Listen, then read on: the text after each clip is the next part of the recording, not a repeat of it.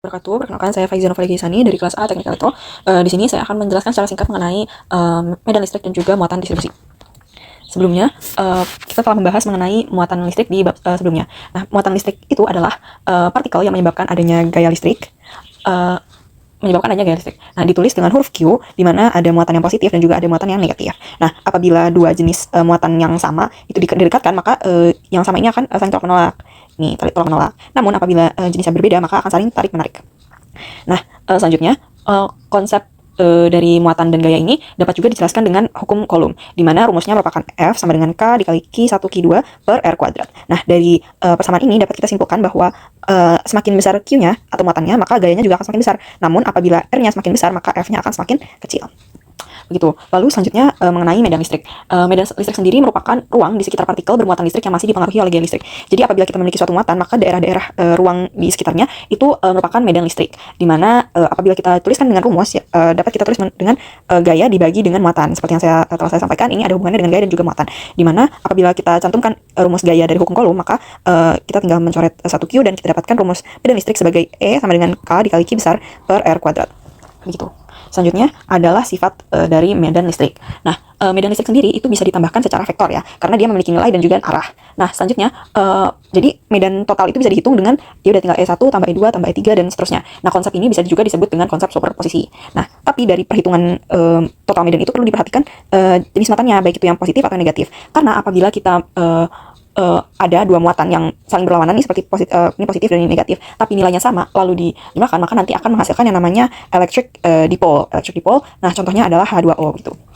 Selanjutnya tadi telah saya sampaikan bahwa medan listrik ini kan vektor, begitu. Berarti dalam usaha memvisualisasikan medan listrik ini, kita dapat membuat sebuah garis medan. Berikut adalah garis medan. Nah, garis medan itu selalu mengarah dari yang positif ke yang negatif, karena yang positif itu medan listriknya kan akan selalu keluar, sedangkan yang negatif itu kebalikannya, dia akan selalu masuk. Nah, jadi pada electric dipole, maka arahnya akan dari yang positif ke yang negatif. Begitu. Nah, selanjutnya saya akan membahas mengenai distribusi muatan dan juga kasus-kasusnya. Nah, namun sebelum kita membahas itu, saya akan membahas mengenai fondasi utama, yaitu rumus dari medan listrik di sebuah muatan titik, yaitu rumusnya adalah E sama dengan 1/4 I epsilon 0 dengan Q per R kuadrat dan R vektor arah.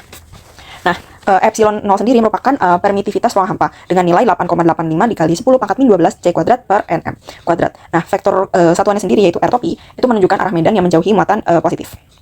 Nah, selanjutnya kita juga membutuhkan prinsip superposisi yang telah saya sampaikan tadi. Nah, untuk benda yang makroskopis, kita akan menggunakan prinsip membagi dan juga menjumlahkan, di mana kita membayangkan benda itu terbagi menjadi potongan-potongan kecil yang bisa kita sebut sebagai delta Q, di mana setiap potongan ini kita anggap sebagai muatan pada suatu titik. Nah, nanti berarti medan pada suatu titik tersebut adalah 1/4 pi epsilon 0 delta Q, jadi kita ubah Q-nya menjadi delta Q per R kuadrat dan R topi. Nah, untuk menghitung jumlah totalnya nanti kita totalnya kan berarti adalah seluruh dari delta medan ini kan, delta E-nya. Nah, karena potongannya itu sangat kecil dan jumlahnya tidak terhingga, maka penjumlahannya itu akan menjadi sebuah integral. Nah, selain itu diperlukan juga peran dari rapat muatan, di mana untuk benda satu dimensi maka akan dibutuhkan rapat muatan linear. Namun apabila dua dimensi seperti cakram, kita akan menggunakan rapat muatan permukaan. Begitu. Selanjutnya lanjut ke kasus untuk line of charge dan infinite line of charge, di mana konsep dasarnya adalah untuk kawat dengan panjang L dengan muatan total Q, rapat muatan kan telah saya sampaikan apabila suatu dimensi, maka dia akan menggunakan rapat muatan linear, yaitu lambda sama dengan Q per L. Nah, kita ingin mencari medan listrik di titik P. Pertama, karena ini simetris, maka komponen yang vertikal ini saling meniadakan. Maaf, saya lanjut. Nah, karena simetri, maka komponen yang vertikal ini saling meniadakan. Yang tersisa hanya ada komponen yang horizontal. Nah, kita bisa mengambil segmen kecil sepanjang DY di posisi sumbu Y. Nah, muatannya sendiri itu dq. Kita bisa sebut muatan yang kita ambil ini sebagai dq. Nanti rumusnya adalah lambda dikali dy. Nah, selanjutnya jarak dari dy ini ke titik P itu pasti akan menjadi R kan. Jadi Pitagoras, maka jadinya x kuadrat ditambah y kuadrat akar 2. Nah, jadi medan dari segmen ini adalah 1/4 pi epsilon 0 dq per R kuadrat. Jadi rumus Q tadi itu kita ubah menjadi dq. Nah, selanjutnya karena tadi setelah saya sampaikan bahwa komponen vertikalnya hilang, maka kan kita hanya membutuhkan x-nya, sumbu x-nya, komponen x dengan cos θ-nya berarti kan x per R. Nah, kita tinggal masukin aja ke rumus, di mana DE bagian x itu sama dengan DE cos θ. Jadi kita dapatkan rumusnya yaitu 1/4 pi epsilon 0 lambda dy per x kuadrat tambah y kuadrat pangkat 3/2 gitu. Jadi kita masukkan semua komponen-komponennya dq tadi sebagai lambda dy di sini, lalu r kuadratnya kita masukkan juga rumusnya tadi. Selanjutnya kita akan mengintegral dari y minus L/2 hingga L/2, karena kan tadi ini dibagi daerahnya kan dibagi 2, terus panjangnya secara keseluruhan itu kan L. Nah, nanti akan kita dapatkan rumus akhir yaitu E sama dengan 1/4pi epsilon 0 Q mutlak X akar X kuadrat tambah L/2 kuadrat gitu. Nah, dengan arahnya sendiri yaitu menjauhi kawat jika Q-nya positif dan juga mendekati kawat apabila Q-nya negatif. Nah, selanjutnya apabila ada case khusus di mana kawatnya itu tak hingga begitu, maka kita dapat sederhanakan rumusnya menjadi E sama dengan 1/4pi epsilon 0 dikali 2 lambda per R gitu. Selanjutnya adalah ring of charge, di mana konsep dasarnya yaitu cincin tipis berjari-jari R, ini jari-jari R, dengan muatan total Q, di mana kita ingin mendapatkan medan listrik di titik P pada sumbu cincin sejauh Z dari pusat, ini Z. Nah, kita dapat mengambil segmen kecil pada sebuah cincin dengan muatan dq seperti kasus sebelumnya, muatan dq, sehingga dapat kita tuliskan lagi muatan pada segmen ini adalah dE sama dengan 1/4pi epsilon 0 dq per r kuadrat tambah z kuadrat, karena dapat kita ketahui bahwa jarak setiap titik pada cincin ke P itu kan akan konstan ya. Jadi kita dapatkan rumus R-nya r kuadrat tambah z kuadrat akar 2 gitu. Nah, selain itu, karena sekali lagi ini simetri, maka komponen medan yang tegak lurus sumbu saling meniadakan. Nah, yang tersisa hanya komponen yang sejajar sumbu, itu arah Z. Maka dapat kita tuliskan dengan DEZ, itu disebutkan dengan DE dikali cos theta. Nah, cos theta-nya sendiri itu kan Z per R. Maka kita tuliskan menjadi, kita masukkan saja R-nya menjadi seperti ini. Lalu kita masukkan lagi ke rumusnya, rumus DE-nya, maka kita dapatkan 1/4pi epsilon 0 Z dq per R kuadrat tambah Z kuadrat pangkat 3/2. Nah, telah saya sebutkan lagi bahwa R dan Z-nya itu kan konstan, sehingga kita dapatkan dapat kita integralkan dq di seluruh cincin gitu. Nanti kita akan dapatkan rumus akhirnya yaitu 1/4pi epsilon 0 ZQ per Z kuadrat tambah R kuadrat pangkat 3/2. Nah, arahnya nanti sepanjang sumbu itu akan menjauhi cincin apabila Q-nya positif.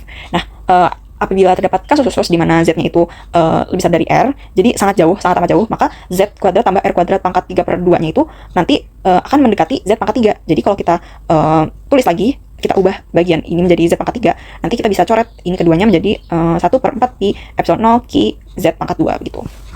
Selanjutnya adalah disk of charge, di mana konsep dasarnya yaitu cakram tipis berjari-jari R dengan muatan total Q, jari-jari R muatan total Q, muatan permukaan Q per A sama dengan Q per pi R kuadrat. Hal ini karena bentuknya kan bulat, jadi luasnya yaitu pi R kuadrat.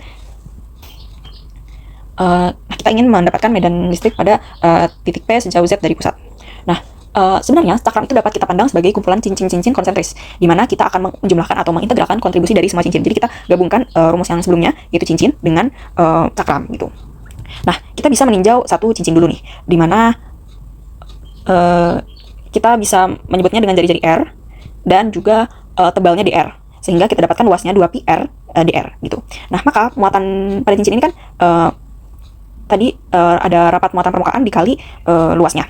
Nah, berarti nanti tinggal kita masukkan saja rumus muatan yang baru. Nah, medan dari cincin ini sendiri, medan dari cincin sebelumnya itu bisa kita simpulkan menjadi 1/4pi epsilon 0 ZdQ per Z kuadrat tambah R kuadrat pangkat 3/2 kan. Nah, di sini kita bakal substitusi dq-nya menjadi ini dengan rapat muatan permukaan dan rumus dA yang baru. Nah, dari sini kita tinggal mengintegralkan R sama dengan 0 sampai R sama dengan R besar begitu. Jadi selanjutnya nanti kita substitusi juga U menjadi Z kuadrat tambah R kuadrat, lalu DU 2R RdR, atau bisa kita sebut juga RdR sama dengan setengah dari DU. Nah, batasnya juga kita ubah dari R sama dengan 0 menjadi U sama dengan Z kuadrat, dan R menjadi R besar. R sama dengan R besar menjadi U sama dengan Z kuadrat tambah R kuadrat. Nah, itu kita tinggal integralkan dengan kita dapatkan rumus akhir yaitu rapat muatan permukaan per 2 epsilon 0 1 min Z per akar Z kuadrat tambah R kuadrat.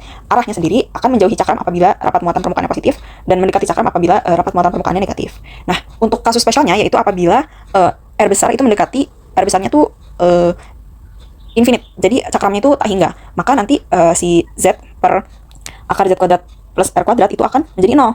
Nah, nanti dapat kita simpulkan nilainya itu jadi E sama dengan rapat muatan permukaan per 2 epsilon 0, dan nilainya itu konstan. Nah, karena nggak bergantung jarak gitu. Nah, selanjutnya akan ada plane of charge. Konsep dasarnya yaitu bidang luas yang tak hingga dengan rapat muatan permukaan rapat muatan permukaan.